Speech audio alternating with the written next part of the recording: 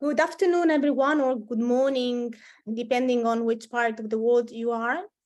Welcome to this webinar, which is entitled Advancing Urban Forestry, a nature-based solution for local and global goals. I'm Stefania Romano, and I'm coordinator of transformative urban nature action within the UNECE FAO section. This very webinar is in a way the first official event since the institutional signing collaboration between UNECE and IFSA, so the United Nations Economic Commission for Europe, and the International Forestry Students Association. This webinar will be recorded, and you also should be informed that we will be taking screenshots of the very event.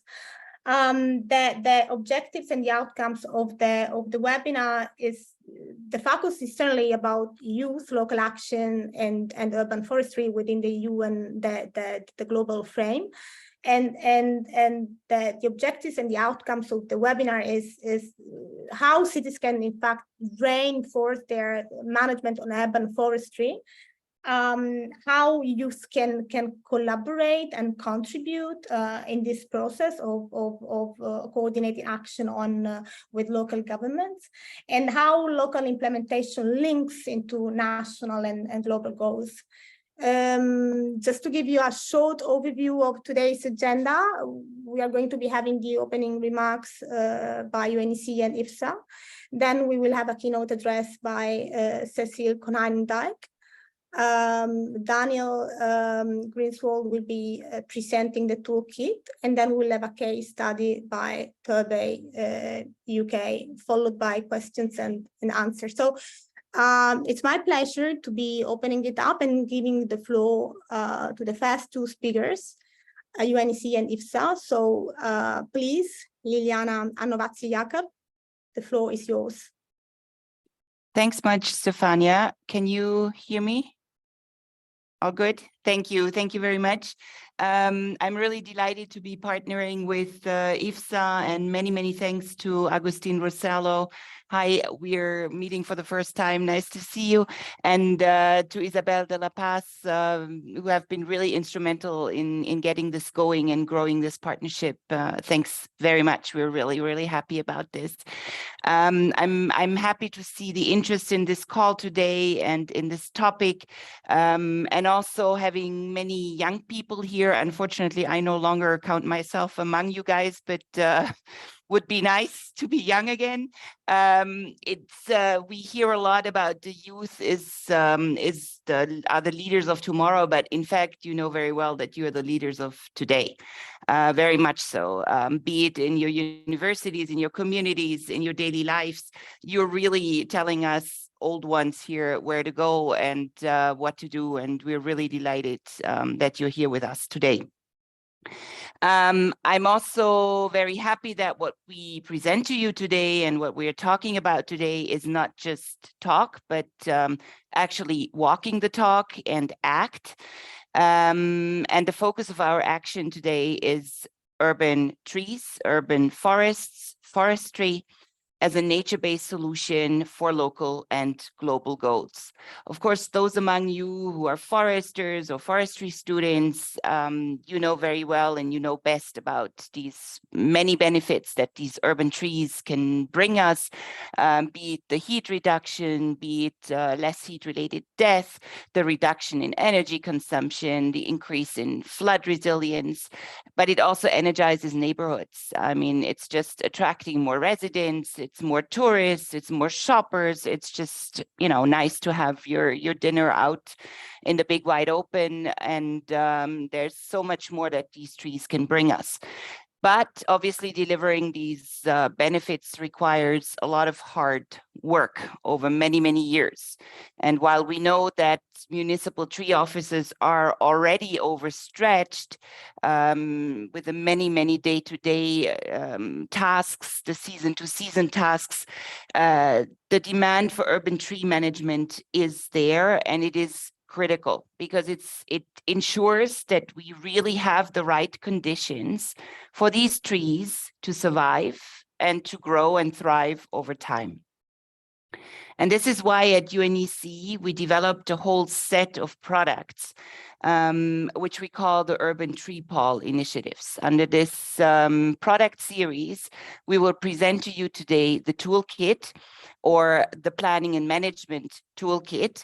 But in fact, the Tree Pole initiative is a very comprehensive package, and it offers concrete ways of acting, meaningful, of enacting meaningful and tangible contributions, not only to the local communities or your local communities, but to the global goals. This first part, as I said, this toolkit, which focuses on planning and management, its intention is really to make it easier for cities to assess where they are at gaps in planning, in management, in governance of urban trees and forests. So it helps identify strategic priorities. It helps identify the needs, so that the trees really survive and they can thrive over the short, medium, and long term, of course. We think it's an excellent opportunity to explore a career in urban forestry and to contribute to local communities. My colleague Daniel will explain in more detail what this toolkit and what this work is all about. But I very much hope that you will take it up and help us take this initiative into the cities where it belongs. We will organize more events over the coming months to support those of you who pursue this opportunity, and we very much look forward to your participation. Let me finish quickly by thanking Mr. Cecil Konaidendijk. It's always a pleasure to have you with us, and it's always great to have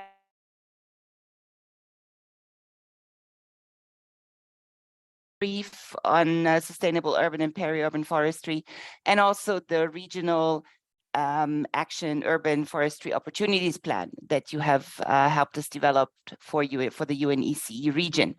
A special thank you also to Daniel Rickerich, who will be presenting his experience in applying this UNECE toolkit. He is from the city of Torbay, United Kingdom, and a huge thank you also to Kenton Rogers of Treeconomics, who also helped us very much. And then a last thank you to my own team, to here at ECE, to Daniel, Stefania, Sarah, and Alicia, who have been instrumental in getting this going. Thanks much, and back to you, Stefania. Yeah, thank you so much. It's really about, indeed, walking the talk and act, and providing instruments like the toolkit, which are very much instrumental. And now it's my pleasure to be giving the floor to Mr. Agustin Brosello, President of IFSA. Please, Agustin, the floor is yours. Thank you, Stefania, and also thank you, Liliana, for being here with us today.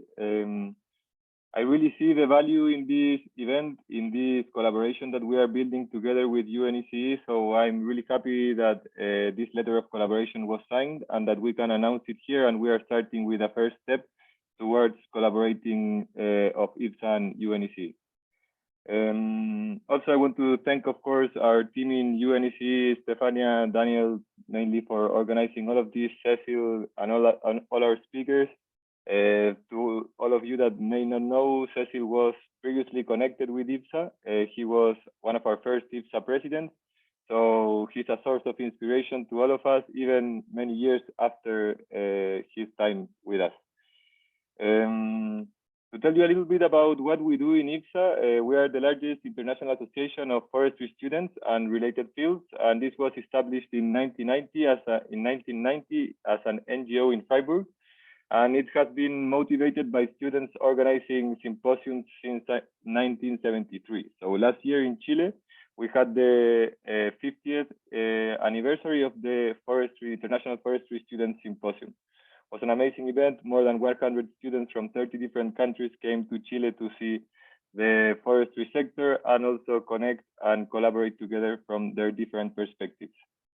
We are a global and growing movement, basically an educational hub, and we connect across borders. So this is fundamental, and this is why we collaborate with different partners such as the UN bodies, here now in this case UNECE, so we are really thankful for this, plus international organizations of research like IUFRO, CIFOR, and many others that support our work to make better professionals and achieve our vision of a world that appreciates forests.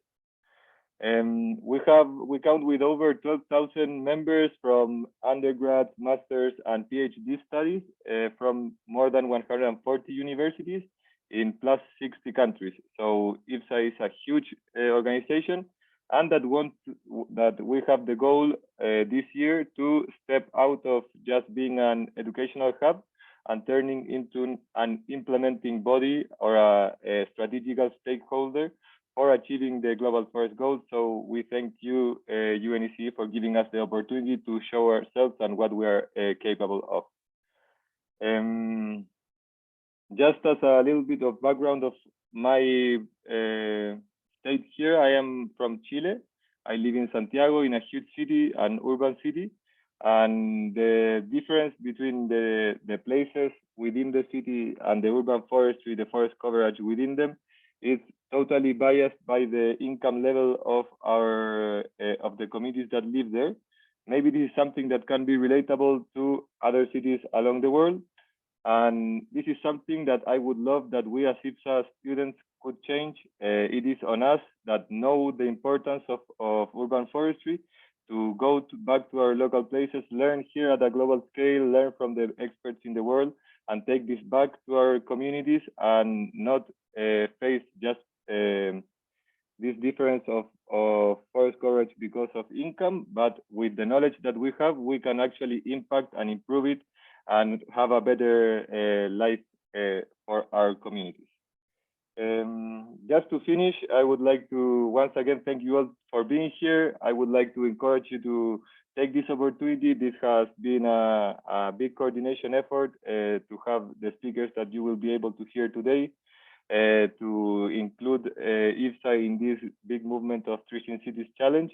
And I would really love to see all of us engaging at local level to learn globally and act locally, and to be able to actually impact on the well-being of our communities, because that is what we are all here for. And as Liliana mentioned, we are the leaders of now, not necessarily only of the future. So just encourage you to enjoy this webinar, to keep working towards a world that appreciates forests. And thank you again to all of the attendees and speakers for being here today. Thank you. Thank you, Agustin, for letting us learn a little bit more about IFSA, outreach scope mission. It's so interesting to be seeing how, in fact, everybody's moving from, the initial hub into something which is now implementing, from the educational hub into implementing body for achieving global goals and facing global challenges. In fact, it's about sharing knowledge, and that's one of the reasons why we are involving youth and just then have this collaboration moving forward. And as we're saying, please mute yourself if you're not speaking, or the others, or all the.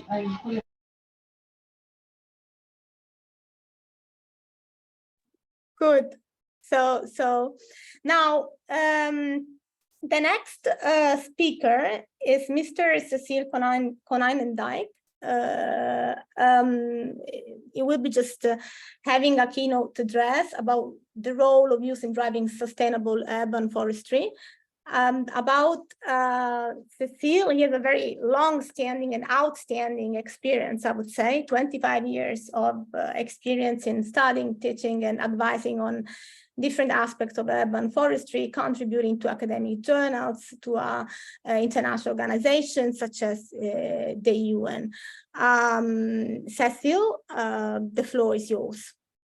Thank you so much, Stefania. Wonderful to be with you all. Thanks also Liliana and Agustin and everybody who has been involved in planning this seminar. And of course, having been part of IFSA and also working closely together with UNECE now for a few years, I'm very happy to be contributing. And the assignment I got today for the talk is to really talk a bit about the role of youth in driving the sustainable management, but I would say also the sustainable development of urban trees and urban forest. And we already heard from Augustin that, for example, the idea of what sometimes is called urban forest equity, or the equal distribution of urban forest and benefits across cities, is really a big challenge there. So I thought I will actually start my journey in my time with IFSA, because as Augustin said, I had the pleasure to be part of IFSA for quite some years. And most importantly, that started in the early 1990s, which I think was a really important era or time for IFSA. Augustin already mentioned, the organization was actually formally established under German law, which was really important in the city of Göttingen. But also, I think that was a time when we moved from having just primarily a conference to really becoming a platform for forestry students from across the world to meet, to discuss, to pick up on actual topics. And actually, one of those topics was urban forestry already then, and I will talk a little bit more about it in a second. But also to establish relationships with other international organizations like IUFRO, the Union of European Foresters, and also some initial inroads into the UN system, although not at all at the level that we see now, which IFSA is really doing a lot of excellent work. But one of the things that we really did do in that time was also to start engaging ourselves in discussions on forest education. The need to change, the need to, for example, bring in more social science aspects, the need to train foresters to be better communicators, and also, I would say, this kind of more urban side of our profession. So I had the pleasure to write some articles when I got into IFSA. And I remember we had some really nice strategy sessions in Freiburg in the so-called Matislemühle, which is still a very important place for IFSA these days as well, where we got together with students from across the world trying to draft strategies for moving forward. So during the early 1990s, you can see me there in a much younger version, like Liliana. Unfortunately, I cannot call myself very young anymore, although I feel very young at heart. But we really started on that journey of making IFSA into a global movement, more than just a meeting place. We had a conference in Wageningen and IFSS called under the theme of Forest, a Growing Concern. You see the proceedings there. Which were actually published in collaboration with IUCN. And one of the topics we picked up in Wageningen was actually urban forestry. And we really started thinking about, well, what is it that actually needs us to move to the city to actually make us better ready, better qualified for actually operating in these high pressure urban environments. There were also some really important people around, like Mohammed Saleh Noor, who was at that time the president of IUFRO, who spoke at the Wageningen event, and was really encouraging us to be active, be proactive, take up the challenge of being a strong voice for forestry, for youth, but also for urban forestry. So I think this was a really important time for IFSA and also for me personally. Here you see a picture from one of the events we had during those days. And the interesting thing is actually many of us, that's me, but also Carlos Calderon, for example, who's now working with urban forestry in Spain. And many of you will know Tim Christofferson, who is now, of course, working with Salesforce, but used to be at UNEP, CBD, etc. But also people like Giorgio Andrian and Johanna Schönenberger, who unfortunately passed away last year. But a lot of people that came into pretty important positions with UNESCO, with WWF. And we, of course, kept those relations. This is me at the Curitiba IUFRO Congress with Amos, who was then IFSA president at the moment. So really, there was a whole generation, I think, of young leaders growing up in that time in IFSA that also started to really make an impact on forestry. For me personally, it really meant that I got introduced to urban forestry to IFSA at the IFSS in Wageningen, where the term urban forestry was introduced to me for the first time. I led a small working group on it. And as they say, the rest is history. I never look back. I thought it was a wonderful approach to look at both cities and people and forest and trees. But it really also gave me an international mindset. It really gave me the courage to be say yes to challenges or opportunities that came along. I got some wonderful mentors like Niels Ehlers Koch, who was also president of IFSA, and of course established a lot of very strong friendships that are lasting until this very day. So I said I got in contact with or in connection with the idea of urban forestry, which is this idea of managing cities as forest, basically, which is not so strange if you think that many cities today have pretty extensive canopy covers, maybe 20, 30, 40% even, sometimes even more than areas that we call forests. So this idea of bringing the benefits of trees and forests to people in cities was really appealing to me. And it really started my professional career as a scientist, as a writer, as a presenter, and also as a consultant and working with international organizations. And one of the really appealing things, of course, is this idea that a lot of the benefits that trees and forests provide are actually going into cities. Of course, from more remote forests, but especially also from those urban and peri-urban areas where we have water protection, health promotion, climate adaptation, recreation, you name it. All these really important benefits of forests that also heavily feature in the Sustainable Development Goals. But of course, it is a continuum. And I think in my work for IFSA, I also realized that we have to always make those connections. We should never limit ourselves to just being urban or just being peri-urban, but always see the connection to the wider landscape and the wider societies connected to that. So lots has happened. Looking back at the 90s when I was studying urban forestry for the first time, doing my master's and then my PhD, and looking today, the amount of attention, the amount of research, the amount of policy initiatives that are coming out related to urban forestry, it's really grown exponentially. And you can really also see that in the literature. Studies that show that now increasing canopy cover to 30% in cities can reduce the number of people who die during heat waves with 1/3. Who could have imagined the strong evidence that we have today for urban forests? New concepts that have emerged like biophilic cities, wonderful overviews of all the benefits that urban forests provide. And of course, also especially the health benefits that are now so much in focus. So my personal journey, I almost was off on a little side road, becoming a sports journalist in the Netherlands. But through my work in Wageningen and then with universities across the world, I really started diving into my urban forestry career and published and set up a journal and really saw the idea also of kind of motivating other people to follow in my footsteps or in my journey. When I did my PhD in 1999, there were 2 people in Europe doing an urban forestry PhD. It was me and a lady in Finland called Liisa Törväinen. If you look today, of course, there's many people that call themselves urban foresters that are doing urban forestry studies and also do PhDs.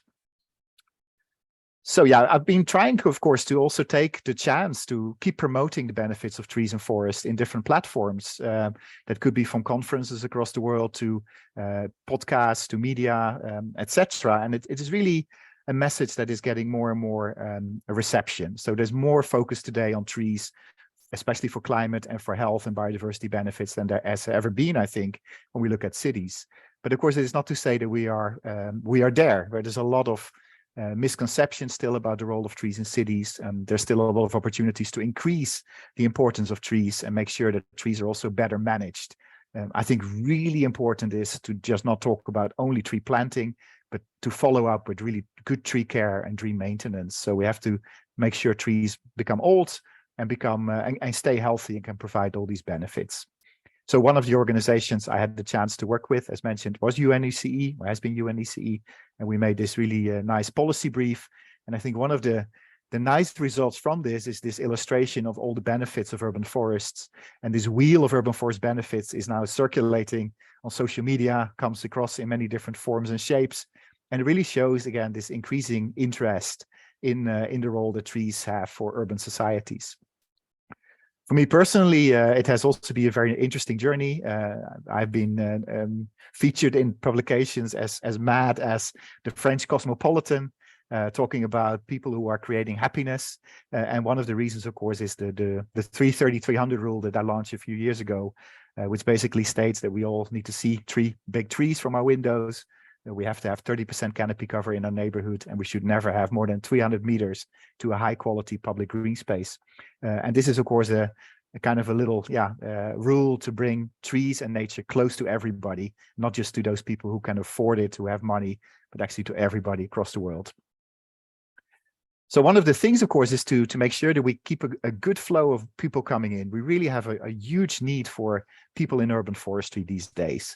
In the United States, as an example, the new funding that has come in from the federal government in terms of climate adaptation is really calling for a big recruitment of urban foresters. And often that supply of people is actually not always there. So in my career, I've been trying to help bring people into this field, for example, at the University of British Columbia, but also through my continued work with IFSA, and also by training students as PhD and master students. As you can see there on the top, some of my former PhD students who are now all professors across the world as well.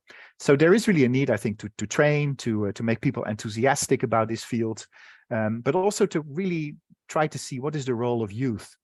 And as Liliana has said, I think the whole movement of climate adaptation, climate action, where youth have been a major driving force, also really convinced me that youth needs to be a major driver in urban forestry. So some of the things I think that people like many of you can do is to consider a career in urban forestry or a related field, urban ecology or green infrastructure planning, because urban forestry, urban trees, nature-based solutions are really hot topics. But also to get active in your own community, your own city, maybe. There are many opportunities to volunteer, to be politically active, and to really make sure that people see trees and take care of them. You can, of course, as people trained in forestry and related fields, promote the benefits of trees and forests, and also good practices to make sure that we cohabit and take good care of our trees. We steward them in the right way. So planting trees is great, but letting them grow old is even better. And I think IFSA can be, as it was already in the 1990s, a really good platform to get people around topics of urban forestry, to discuss them, to look at career paths, and to learn from those people who actually have already found their way in this field. So I would say together, let's create better, greener, and healthier cities, and which is very much needed, as you probably have seen also recently on the social media, this really interesting campaign that the WWF in Germany had, Twitter, or X as it's now called, symbolizing the loss of biodiversity. And we of course have to all get together to make sure that we keep nature close to us also in our cities. So if we do that, I think the future is bright for cities, but the future is also bright for us foresters, and especially urban foresters. Thanks very much for listening. Thank you very much, Cecile, for this very comprehensive keynote address. We have been learning so much, in fact, about the importance of being a strong voice, about the fact that working together is also, in a way, encouraged by friendship, like IFSA, in a way, it's a hub of friends and friendship. And then you are clearly showing us how important it is to be motivating people, inspiring people. And yes, trees is not only about planting them, but it's about taking care of them, maintaining them. And that's why we are coming together collaboratively. And as you're saying, let's get together to create greener cities. For the attendees, please, can you? Okay, thanks. Whomever has questions, you can either start to be pulling them into the chat box, or because we will have later a section specifically for questions and answers. Now, it's my big pleasure to give the floor to my colleague Daniel Griswold, who will be presenting the action toolkit. But before that, we have a surprise for you, which is a video about why trees. Why do we really need trees? And here you find the answer. Trees are small islands of nature in the city. City trees supply oxygen. They themselves are part of biodiversity. Provide shade. Capture dust that's in the air. The trees give us fresh air. They are places of life.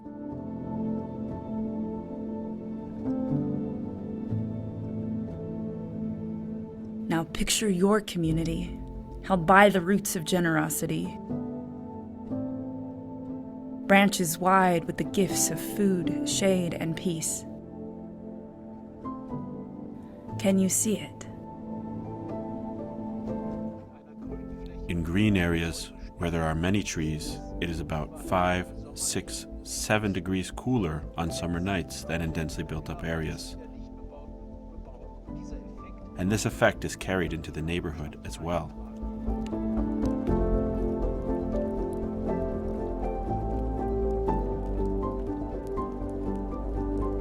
My mother grew up in a town whose hills had no trees.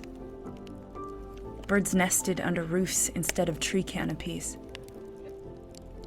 When it rained, the dirt would slide through their homes, through their streets, flooding living rooms with mud, thick and heavy as concrete. In every culture and in every country, in every city at any time, trees have played such an important role.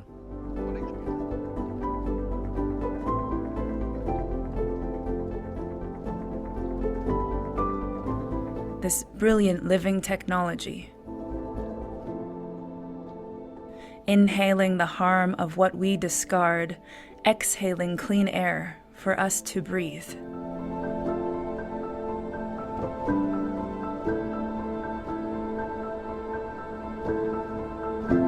Close your eyes and picture a city without trees.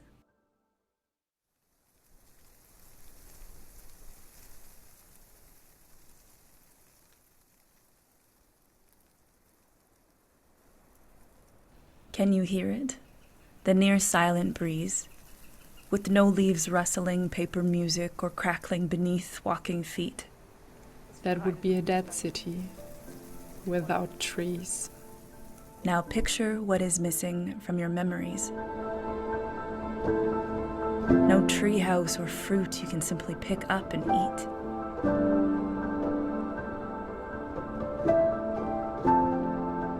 We need to invest in trees because otherwise the city will become unhealthy. Healthcare costs are increasing. It's an obligation to the next generation. And that's why it's actually a win-win situation for the trees, for nature, but also for us, the people in the city. In order to have old trees, we have to start planting trees in time and provide appropriate spaces so that trees can actually grow. The picture of our future can sometimes look bleak, but we can grow a future when we invest in sustaining life. And all that we would lose if we don't focus on bringing trees and the lives of people together in the city.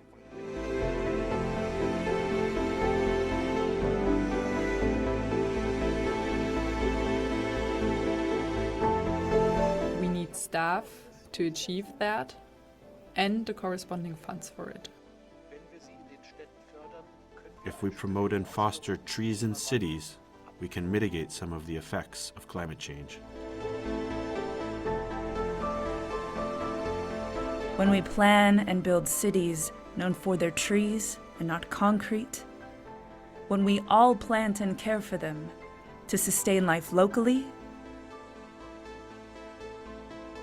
to sustain life globally.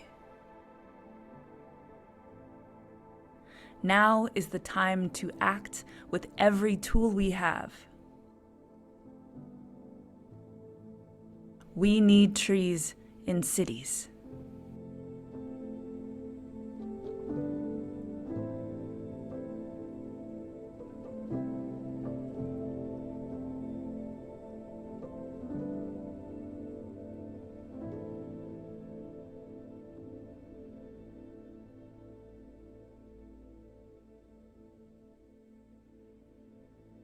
Oh, so it would certainly be a dead planet without trees, and we need trees, and that's certainly an obligation for the future generations, but it has been recurrently said today for the present generations as well. And after this very emotional video, Daniel, the floor is yours. Thank you very much, Stefania. Really delighted to have everyone here with us today. And glad we had a chance to have that video, which I think touches on a little bit the emotional side of what trees mean for us as a society.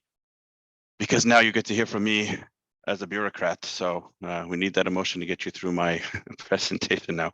I'm kidding. But I do want to focus a little bit more practically in our presentation on what we're calling for your support in engaging cities, your local cities, to improve their management of trees so that we can deliver on the many benefits that they have. So I'll briefly go through why trees in cities before going directly into our toolkit, presenting how our toolkit works and how you can apply it, and wrapping up with how to participate in this initiative going forward together with IFSA. And I do think it's important to talk about the why before we talk about exactly what we're planning to do. Because for those of you who do decide to pursue this opportunity, you'll need to approach your local city, for example, and convince them of why you want to work with them. And that's a little bit what this first part is about. We're living in an urban era. So cities are responsible for most of our CO2 emissions, most of our GDP, and they're home to most of our population already. These are all increasing over time.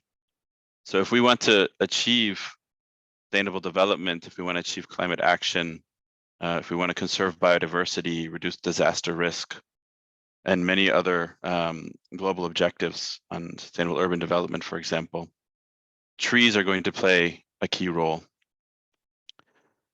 Why is this? Well, cities are on the front lines of many climate change impacts, and trees in cities can help reduce these. They can reduce heat, floods, landslides.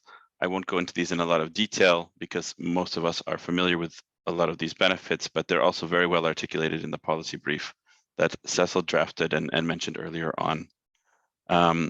We have mental and physical health crises in cities. I mean, the indices of mental health problems are going up. Air pollution is an unsolved problem, particularly along streets. I mean, you're getting all these emissions from the cars driving by that trees could intercept. And we're having loss and fragmentation of urban natural areas, as well as natural corridors that run through cities.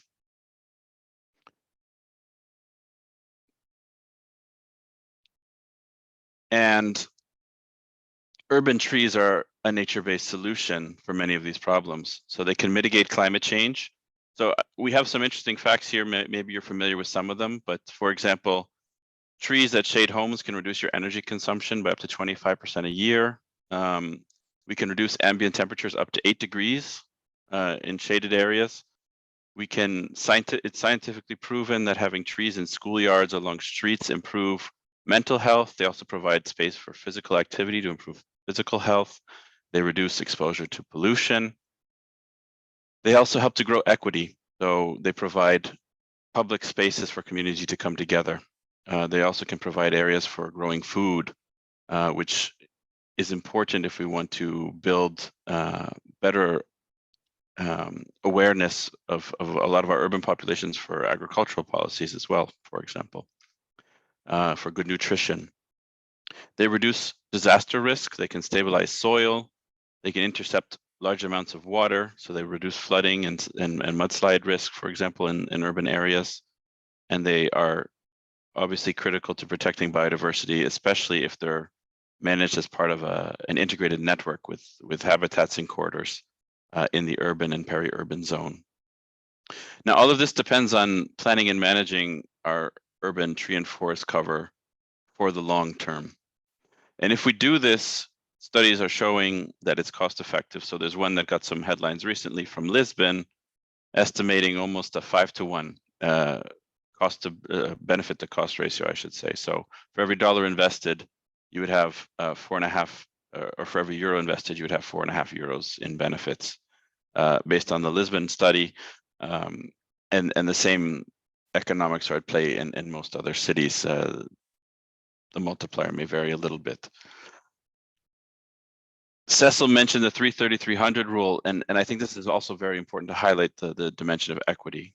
These are a lot of benefits that I'm talking about from urban trees, but if they're all in the upscale neighborhoods, if you have 30% tree canopy cover in the upscale neighborhoods and 10% in the middle class or the lower class neighborhoods, then those benefits that we're looking for of reducing heat, reducing flooding, providing space for community, improving mental health, will go to the more affluent members of society and we will leave many others behind. Now, why do I mention this? Well, we really need comprehensive planning at the city level to ensure that the coverage is equitable and it's designed in a way that will deliver the benefits that we just talked about. So I'll come to that a little bit more, but before I do, I think it's just important to pause for a second and make sure that we all are on the same page about what we're talking about when we say urban forests. The simple definition is the sum of all woody and associated vegetation in and around urban areas. And for the foresters on the call, you'll know that the FAO definition of forestry would not include much of this. So Here, we're not talking about forests in the traditional sense, we're talking about urban and peri-urban forests. And urban and peri-urban forestry is the art and science and practice of planning, designing, establishing, and managing these forests. And the toolkit that we're going to be talking about today is really focusing on all of these dimensions. It's focusing a little bit less on the resource itself and more on the planning, the designing, how you manage it, what's in place at the policy level to make sure that the trees that you plant today will still be here 10, 20, 30 years from now. So to deliver these benefits, what do we need? We need long-term planning to have the right tree in the right place. We need to understand the linkages between this, the tree cover and other benefits that you may be looking for in the city, and dedicated plans are important to make sure that these are specified. We need integration into broader city planning, and we need to make sure that all of this is inclusive of community and other stakeholders when really developing these plans and implementing them over time. We need long-term management and maintenance. Right now, there's a lot of attention for tree planting, not all of it in the urban space, but there's a lot less attention and not as much money going towards ensuring trees can be maintained over time, and maintenance costs can be quite high. So these are a valuable public asset. We need to be investing in them in the long term to ensure they provide the greatest benefit. We need ongoing monitoring, so we need to know if they're surviving, not just being planted, and if they're delivering the benefits we thought they would. And all of this, of course, depends on adequate investment. So how do we want to actually make this happen on the ground? Cities, some cities have strong capacity. They may have master plans for urban forests in place, but many cities, I dare say most cities do not. But no matter what city you're in, there's always opportunities for improvement. So we've developed two tools through our Urban Tree Pal initiative. First is focusing on supporting the planning and management, and the second is supporting the implementation of your findings to make sure that you are delivering on what you want to achieve. So the tool that we are going to be talking about, it's in one document that covers both the planning and management and the implementation. It's on our website. It's the Trees for Resilient Green Cities Toolkit. The purpose is to ensure that trees and forests are well integrated into planning, management, and governance activities at the local level. And oftentimes when we talk about governance, it sounds a little bit vague. It sounds a little bit complicated. It's not as straightforward as planting a tree, so it's not as much of interest oftentimes to key decision makers. And what this toolkit is really trying to do is to try to demystify what that means through really practical questions that are straightforward and can be easily understood and answered. It's a toolkit that can be completed at any time. So if you have a plan in place, if you don't have a plan in place, you can still complete the toolkit no matter where you are. And you can use it again over time to track your progress.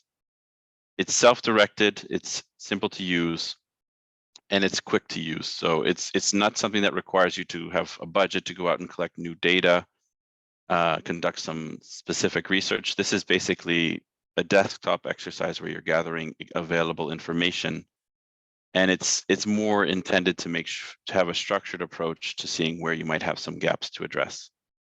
And by doing this, it looks to highlight possible areas for improvement in how a city is managing its urban trees and forests, so that the city can prioritize actions to improve its efforts.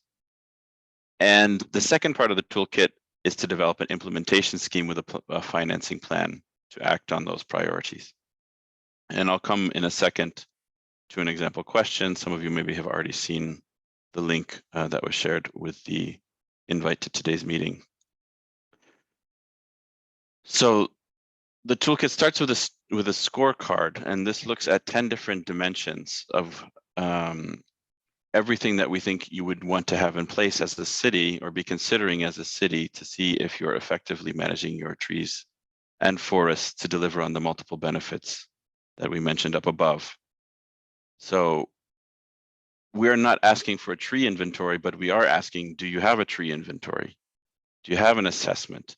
Maybe you have an inventory, but maybe it only covers some of the trees in your cities. We're asking, do you have a strategic plan? Maybe you do, maybe you don't, but even if you have a strategic plan, maybe it's not covering every dimension that you think it should be, etc. for these other categories that you can see here: management, governance, regulations. And I would invite you to take a look at the actual toolkit, which we can share in the chat to see the specific questions if you're interested to understand more before the question and answer. Now, this toolkit is something that doesn't require a lot of expertise to apply, and it can be used by any city or town, regardless of how far along they are in managing their urban trees and forests. Now, the second step, once you've completed the scorecard, is to prioritize. So for each step in this, for each of the 10 categories in the scorecard, the idea is that you implement where there are opportunities, identify where there are opportunities for improvement. And in step 3, the implementation scheme, you would prioritize which of those possible actions would be the most relevant to you. So I'll go back through that in a little bit more detail in the next slides. So here's an example question. Do you periodically conduct research on urban trees and their benefits to support the development of your planning and management approaches?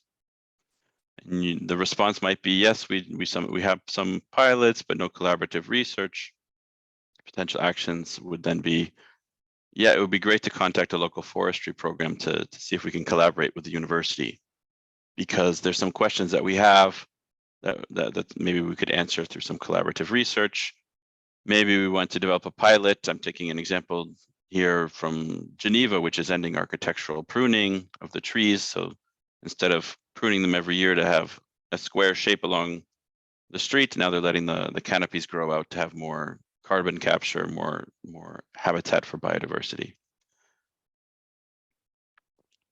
What I want to highlight here is that the answers here are a bit subjective. So we're not looking for comparable scores among cities. This is not to say my city scored better than your city, so we're doing better. This is about thinking about where your city is at and using this question as a prompt to think about how you could improve upon the current management of trees and forests. So it's about identifying where you're doing better and where you could improve. And this is why it feeds into an implementation scheme.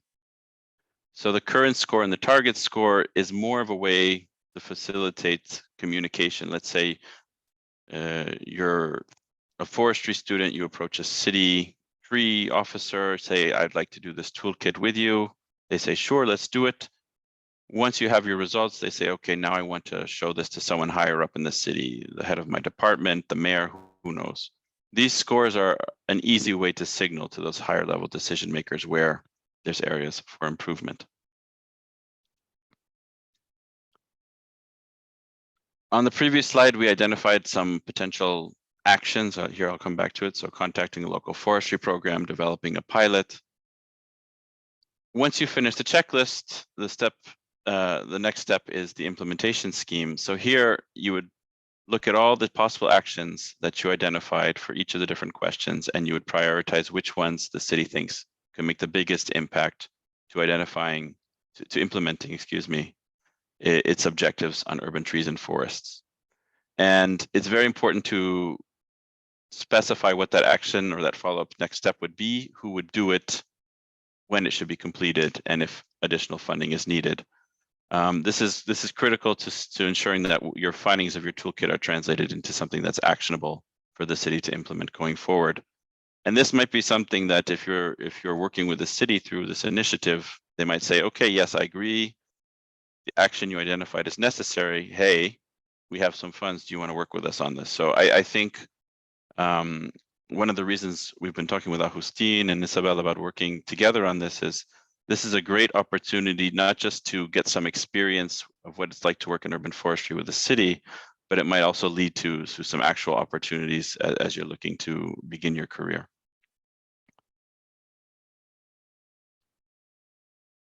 And it's always important to think about funding. So the last step, once you've identified your priority actions, is to think about where do you still need some funding, because some of them could perhaps be implemented with the existing city budget, but others may need new funding sources. So this is a template here to help you structure your thinking about with the city about how to fund those actions. So maybe this means there's the energy department is working on something and you think that you could collaborate with them. So you have an initiative that already exists with the energy department that you put down in the first column here. And you identify in the second column some actions about how you're going to integrate with their program. On readiness, you could say this is something we can start on tomorrow, next year. It's very preliminary. Or the planning is ready for action. How long it would take to implement and what the resources would be needed and where they would come from.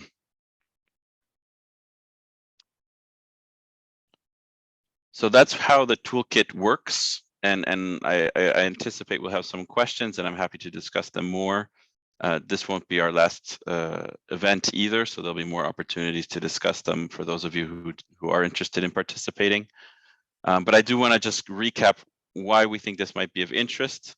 So this is an opportunity to explore a career in urban forestry. As Cecil was saying, there's a growing demand in this space, and yet we know that a lot of the actual forestry programs are more of a traditional forestry program, and the curriculum on urban forestry maybe could still be developed further.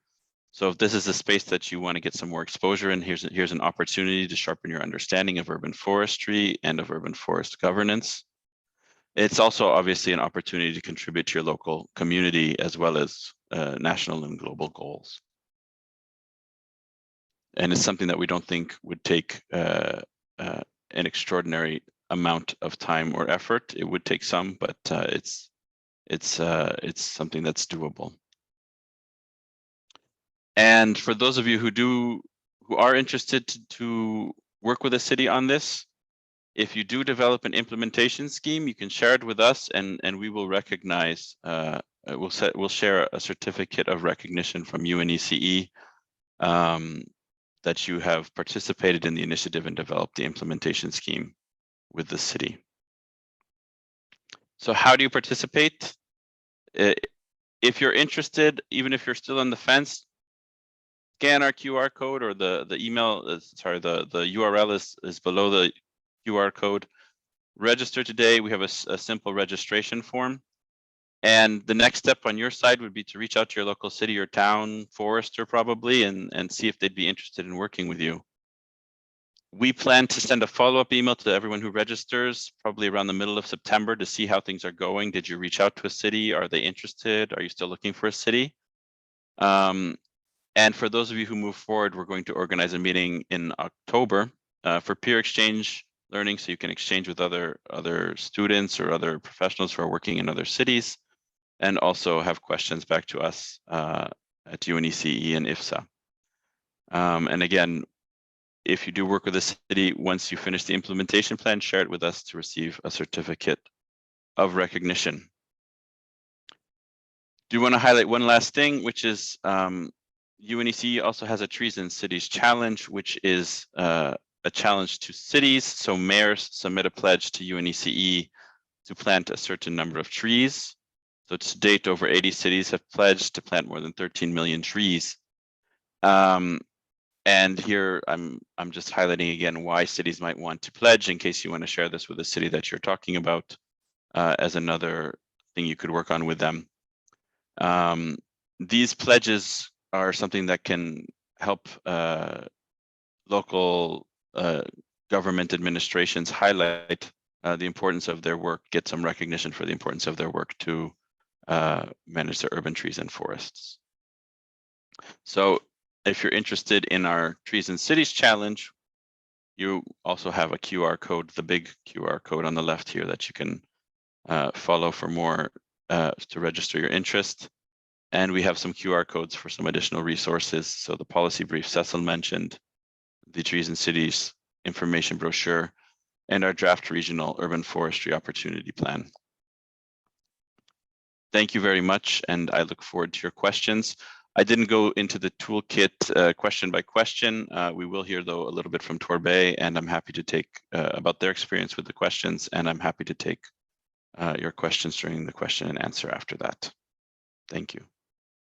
Thank you so much, Daniel, for really getting to the core of the toolkit, which is quite an instrument. And in fact, as we were saying from the very beginning, we are really working hard into being facilitating and making the work of the local government easier, as much as overnight, literally overnight, we have been coming up with this link for facilitating, clicking, boom, and then getting to the trees in cities directly. So that's from our side how we really very much try to be simplifying and facilitating. Now, last but not least, we will hear from Torbay, as Daniel was saying before, specifically from Daniel Vickridge, is the Green Infrastructure Manager at Swissco. Swissco is a Torbay Council company. Daniel, I understand, has a working life in trees, but I also suspect a personal life in trees, from being a contract arborist to be a consultant, and he will share with us his knowledge and his experience, specifically presenting the case study in Torbay, which has been completed together with Tree Economics. Daniel, number 2, the floor is yours. Oh, brilliant. Thank you very much, Stefania. That's brilliant. I mean, all I can do to start with really is echo all the previous comments I've heard and just support everything. And it's really quite inspiring to be here and allowed to deliver this little presentation. Can you see the screen? Okay. See the screen. Okay. And sorry, I'm just double checking because it's not quite happening here. Can you see that change as well on the screen? Which change? If I change the slide? Yes. Yeah, okay, that's fine. Go ahead. Yeah, that's brilliant. So yeah, this came through, as mentioned earlier, I had Kenton Rogers from Tree Economics come and help me, and really is what I'd like to do, is just really go through Torbay's experience of using this toolkit, but also a little bit back before we started using it, is just in terms of where Torbay is and what it's done, just in terms of its wider, broader tree management as part of the urban forest. So once again, thanks very much for the invitation. This was an unexpected opportunity brought to me by Kenton, and I grabbed it. I saw the utility around this particular piece of work when we spoke about it, myself and Kenton, and well worth the opportunity of running through it. Like's been previously spoken about, it's very much a case of just sitting down, it's desktop, and it's just sometimes ploughing just through policies, strategies, frameworks, whatever may be at hand to see where you are. It's a really good ready reckoner, I find, just for finding out exactly where you are. You can really identify where your priorities may well sit. But just to give you a bit of background, really, I think, and a bit of context around Torbay and Swissco. So Swissco is, we are, as Stefania has already mentioned, wholly owned Torbay Council. We deliver some key services to Torbay Council, some really interesting stuff with waste and recycling, highways, street scene, a lot of the grey and the black areas, but also the parks, grounds maintenance, and not to mention the most important one, obviously, the green infrastructure side of it. But where is Torbay? So Torbay is actually, it's a unitary authority. It's quite small. It's located in the southwest of England, down on the South Devon coast, one of our counties, and predominantly faces due east.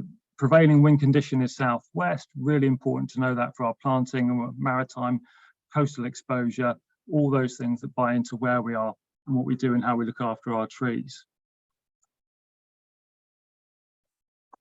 So what does it consist of? Sorry, this is slightly blurred, this one. So we've got Torquay, the main town, to the north. We've got Paignton that's centralised, and Brixham down to the south. We've got population of around about 134,000. It's really highly urbanised. If you can see roughly this yellow line along here and down through here, where the cursor is going, that's the boundary.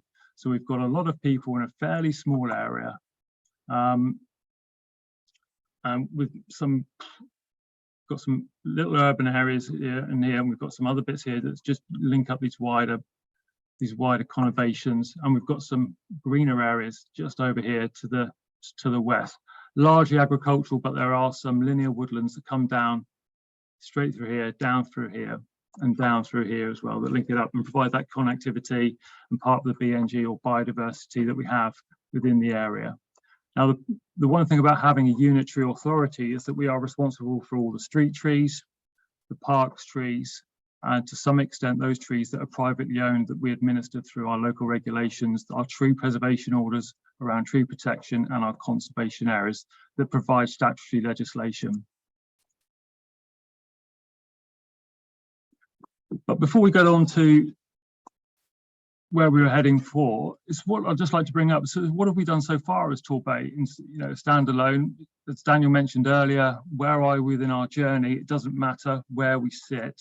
But we've been fortunate to cover out fairly recently, I say recently, there's my age again, 2011 and 2021, we were given the opportunity to carry out the iTree Eco surveys. And this map you can see is a result of the 2021 survey that shows our canopy cover through each of the, we call them wards. So Torbay's broken up into these different areas, and this was all measured through the iTree ecosystem. And going back to Cecil's 330, 300, in terms of the 30% canopy cover, we've got an area over here that's over at 40. We've got some varying ones, 23 to 27, down to 14, 15 over here. The land use in some of these areas will dictate the tree cover, but already we can see an opportunity where we might like to start tree planting. And if you just want to look at that, just in terms of what it actually looks like on the ground, that's what we have. There was an increase from the iTree data, from just over 11%, just up to just above 18% in that short period of time.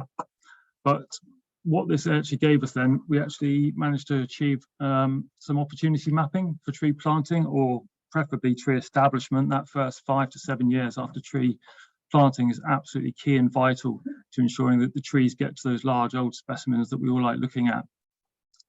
And it allows us to do this at a strategic level. So we're not just putting numbers in the ground in terms of trees, we're actually allowed to select the right tree for the right place. And of course, all this feeds into the toolkit, I suppose, what we've done before and around some of the governance of it all. And just finally on the iTree, it's been with me for a while now. There's just some high view targets around really just some headline figures and the differences between the 2010 and 2022 surveys. So Torbay, this toolkit, how did we match up? So as Daniel said about earlier, we've got these 10 specific questions, and each of these tree inventory assessments, they're all broken down into a number of different answers that allow you to pick through and pick out the bones of each one. And obviously, you've got a target score of 50. We came out at 37, 74%. I didn't consider that to be too bad, but you can see already there are 2 specific areas that have come up as red, where we think actually there's some real improvement needed to be done here. We've got a couple of areas already as green, where we think, okay, no action. We're already maxing out on the score, so we're quite happy with those. And then we've got those little bits in between, those orange areas, where we're thinking, okay, what can we actually do about it?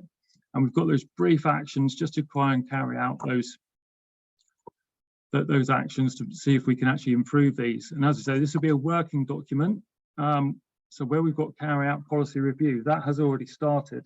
And that was done internally as a result of some national legislation that's come through in terms of the Environment Act and biodiversity net gain. We've also got the Green Infrastructure Framework at national level as well, which is helping to inform a lot of our planning policies, decisions and strategies. So we're working with colleagues at the moment to start sorting that out, reviewing that and assigning tasks, roles, responsibilities, the costs, all the other things that Daniel spoke about earlier. So that is now, we could possibly start remarking that because it's actually happening, but we scored quite low on that. And the governance side as well, that was always incredibly low, surprisingly, actually, from our point of view. Thought we'd done better on that, but this is one of the benefits of the toolkit. It actually makes you think, actually, this is where we've got some real gaps in what we were looking at. And where we scored particularly low on the governance was actually roughly the same as it was in 2. So 2.5, actually, is what I'm going to do. Can you see? I'm just going to show you my scorecard, if that's all right. Can you see that? Yeah, that's fine. So this is 2. These are the questions we got in 2, and this is how we've marked them. So you can see we've got a couple of zeros here. And so 2.5, for example, related to climate change, this was not known. We had to look through, we didn't know. There's a lot of work to be done around that. And if we go to 4 on governance, it asks exactly the same question, in our opinion, for what it needs in terms of Torbay. That's how we interpreted it. And as I said before, no 2 cities are the same. You'll all come out with your own different answers and interpretations potentially across this. And so there's actions in and around that.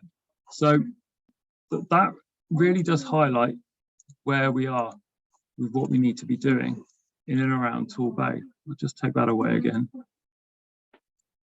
So generally, we're very happy, but of course, this comes out with a load of actions, and it's all very well having all this information put together, but what do we actually do with it? So these priority actions, so Daniel again showed you earlier, this table, roughly, we fill this out, ignore the figures they've been put in there as estimated budgets. He said wishfully, if I had that level of finance, that'd be something else. So carry out the policy review. That, as we've said, has already been going on.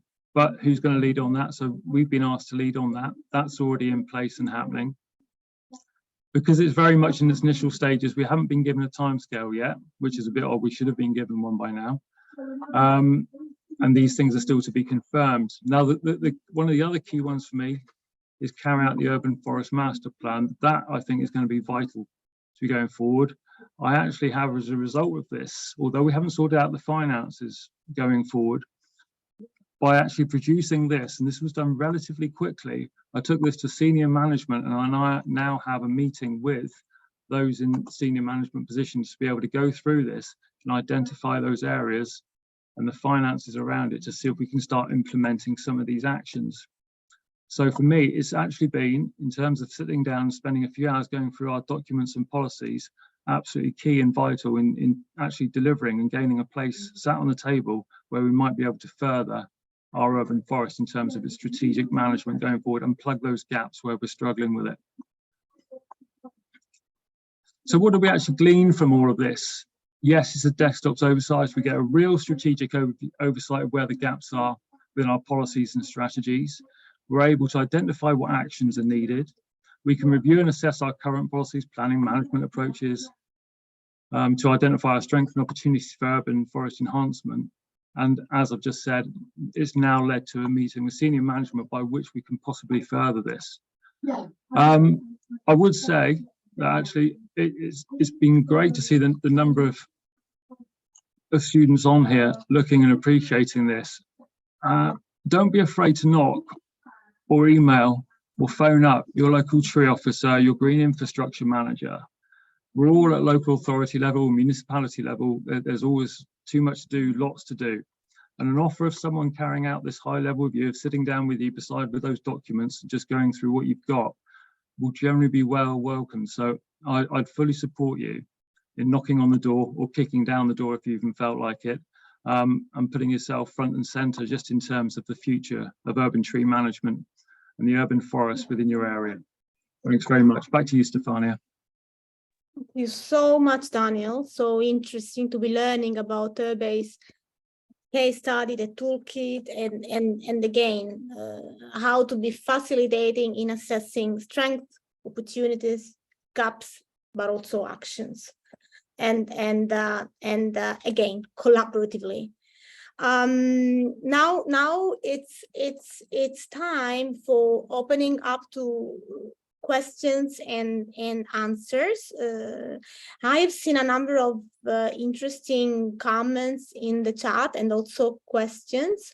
Specifically, there was one of them that I think I will be picking up and then opening the floor for other participants who want to make questions. So one common question was from Susanna. It's clear that it's necessary to implement nature-based solutions in cities, but what is the way in which we can contribute to the community, the individuals and professionals committed to this objective? Whomever from the speakers wants to pick it up, the question, happy to hear from you. If I can start, Stefania, if that's Yeah. okay. I think this is a great question, and I think it's maybe at the core of what we try to achieve. And I think the power is really in good examples, examples of implementation of nature-based solutions of urban forestry that has been successful. There are a few really good cases, and I think Daniel already also presented an example of it. So I think those good examples and good storytelling is part of that, of course, would be really needed. And then also to highlight, I think, excuse me, the people behind, like who are the, excuse me, the professionals involved in this. So I think stories, people, examples would really help in this case. Stories, people, examples, absolutely. Making them real, in fact.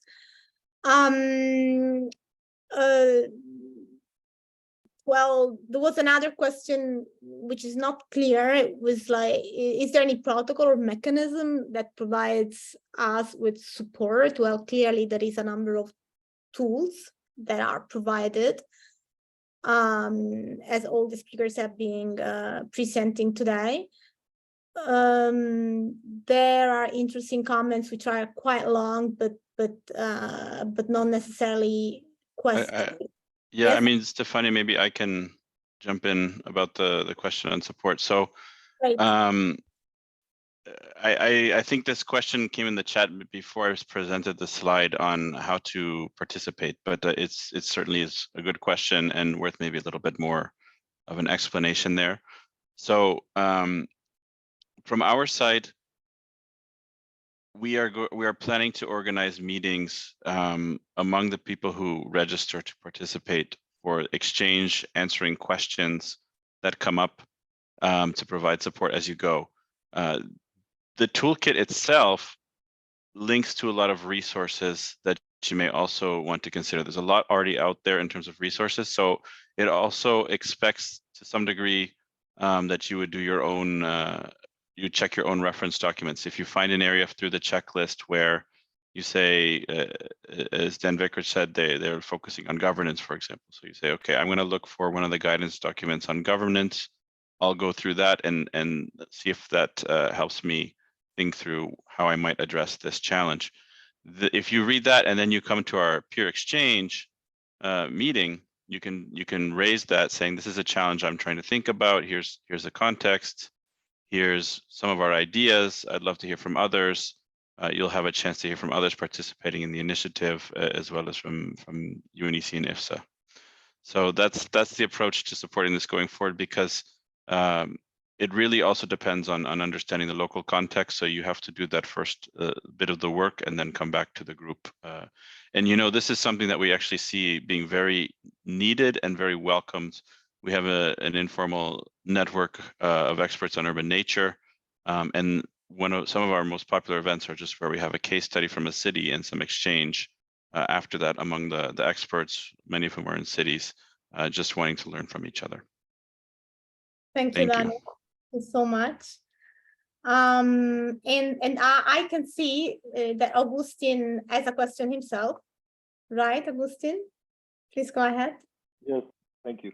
I wanted to ask like a practical question, either to Daniel from his experience or to Cecil or Daniel UNECE to see what they think.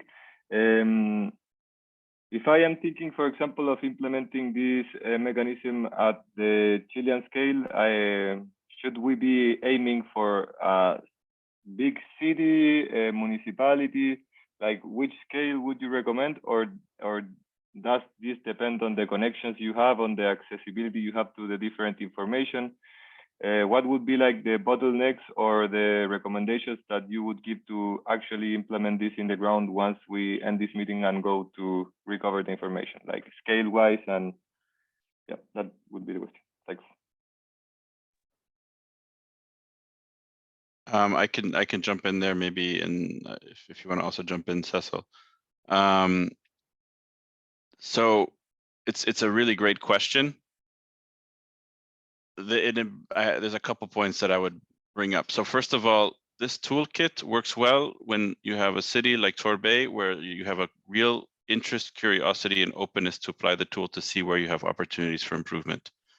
If this comes from a national government telling a mayor that they have to do this checklist, and the mayor is afraid that the national government is then going to compare them to other cities, you will have a very different approach to completing the template. Everybody will want to show everything's perfect, and you won't learn anything from it. So the first point is that it has to be a bottom-up demand and interest in using the toolkit. Second, if you want to do it at a national scale, to put it that way, not the national level, I think the most important thing would be to have as many different types of cities as you can have. So, I mean, if you have Santiago, sure, that's one context, but if you have some more regional cities, that's a different context. If you have smaller towns or suburbs, that's a very different context. And I think that if there is interest in doing this at a national scale, for example, through IFSA, one of your chapters, for example, then it would be also worthwhile to have specific meetings among those who are working in Chile or in whichever country, because you're all in the same national context. So some of the national laws are the same, and there would be opportunities for exchange at that level as well. Yeah, if I can jump in and add to that, I think, of course, the easiest is always to have this filled out at the level of an independent authority, right? Where you have actually one organization or maybe multiple organizations within the same municipal system managing the urban trees and urban forests. So in that sense, it will be much easier to complete this. But of course, as you know, Agustin, like cities like Buenos Aires or London, they have multiple local authorities. So there you would have to actually do that maybe first at that level and then maybe compile the information at the city region level. So, but it's definitely like in the case of Daniel, it's of course easier if you can do it for your own area where you actually have a municipal mandate. Agustin, I think that both speakers responded to your questions quite comprehensively. If you're happy. Perfect. Appreciate it. Yeah, great. So if the participants have any other, or the speakers, any other questions, you can just raise your hand. There is the reaction key on the bottom, at the bottom of the screen. You can just click on it and raise your hand and make questions. There has been quite an active participation through the chat. So we're very happy that we could just inspire, engage, and inform. I think we have been very informative, clearly. So maybe we might be asking whether there is something that the participants feel interested and able to do, or if we can best support you going forward.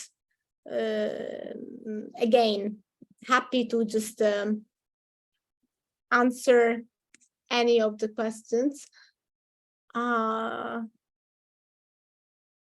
Reading the chat box as well. Any comments from the speakers? Any specific highlight or any? Yeah, I can jump in here as well. I think there was maybe also a little bit more to add to the first question that you raised from Susanna about engaging individuals. So it's important to keep in mind that what's the purpose of this tool? So this tool is really looking at governance. So this tool is not about engaging, it's not the tool to engage individuals or the community. This is a checklist. And one of the questions on the checklist is, are you doing a good job engaging the community, engaging individuals? So this is more about looking at areas for improvement. And I do think that if you are interested in working with the city on this, that may be one of the areas that you can identify opportunities for follow-up actions on. So I just wanted to highlight it's very important. We fully agree with that. And the reason it's not the focus of this specific initiative is because it's the next step after using the toolkit. I also really wanted to, before I see Andrea has a hand up, so just also really highlight, I think it's amazing what Dan Vickridge and Kenton Rogers have done in Torbay. The lessons from the way that they've compiled the findings is an improvement upon what we had launched. So for us also, we would love to have meetings in the future where we have the feedback from other cities as well. I think there's a lot to learn from your experiences, and likely some of the future events would not just focus on exchange of experiences, but maybe actual findings and takeaways that we could bring back into the policy process. So thank you, Daniel, for sharing that experience. Yeah, thank you, Daniel, for clarifying about the real purpose of the toolkit. And yes, there is a hand raised. Andrea Finger. Yes. Yes, hello. Thank you very much for the invitation and presentation of this toolkit, which seems very practical, and because it gives the means to in each context to address strengths and weaknesses, maybe at the very organizational level of how urban forestry is planned and promoted. But I still don't see it, but I will have to look at it in detail. So I confess I haven't done that yet. Is there a kind of a map, of an actor map, to see who has been contacted in the process of using the toolkit, of who has engaged for what, for doing what? I mean, so that it really can give kind of a map of the structure of actors who are engaged for each place, because you know that in administrations, offices, people change, especially at the political level. And for organizations who are more stable, I would say also often citizens organizations who are running over longer terms, it is very important to see who has engaged for what, when, and then, you know, have kind of a tool to keep track on that and to have visibility on that. Yeah, I can answer that. Thanks, Andrea. Good to see you. You are our expert in managing stakeholders.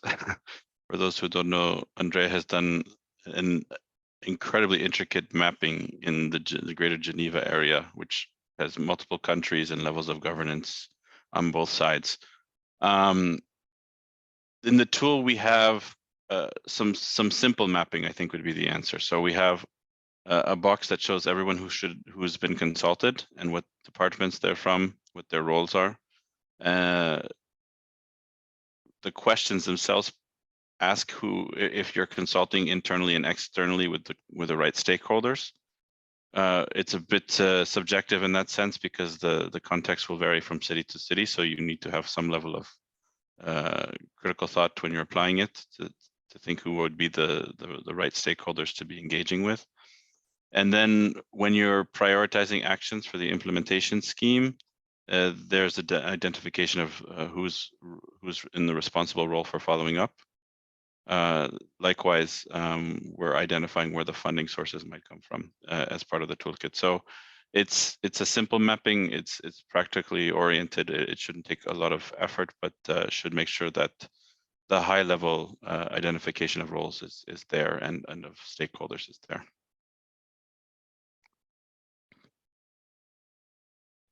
Great. Thank you, Daniel.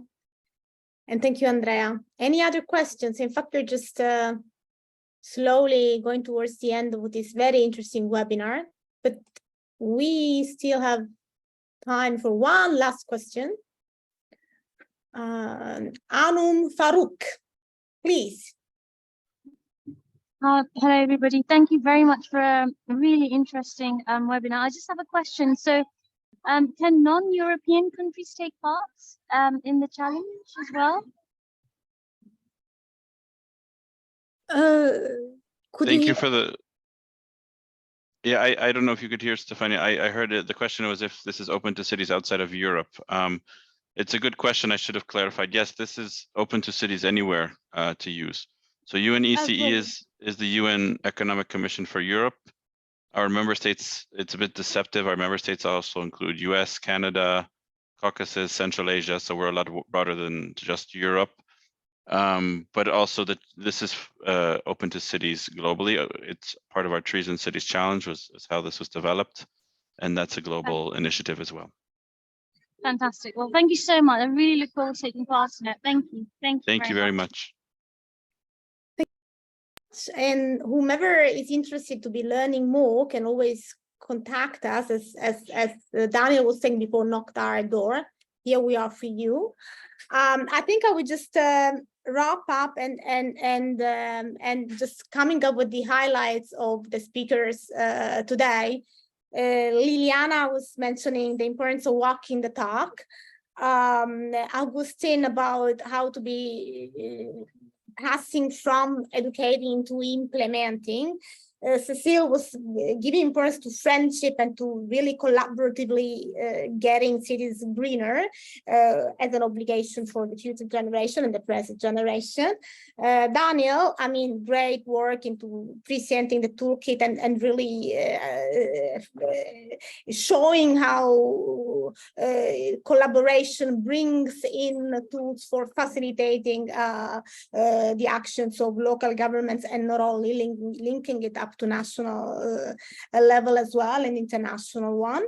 Daniel, a journey. We are on a journey, and we are thoroughly moving from strength to opportunities and from gaps to actions. And then the last highlight from Cecil when he said it's about stories, examples, and people. And with this, I would really very much like to be thanking all the speakers today. Liliana Novazzi-Jacob from UNECE, Agustin Rossello from IFSA, Cecile Konijnen-Dijk from the Nature-Based Solutions Institute, Daniel Griswold from UNECE, and Daniel Vickridge from Torbay, Swissco. Thank you so much, and we are here for the next actions to be undertaken together and collaboratively. Thank you.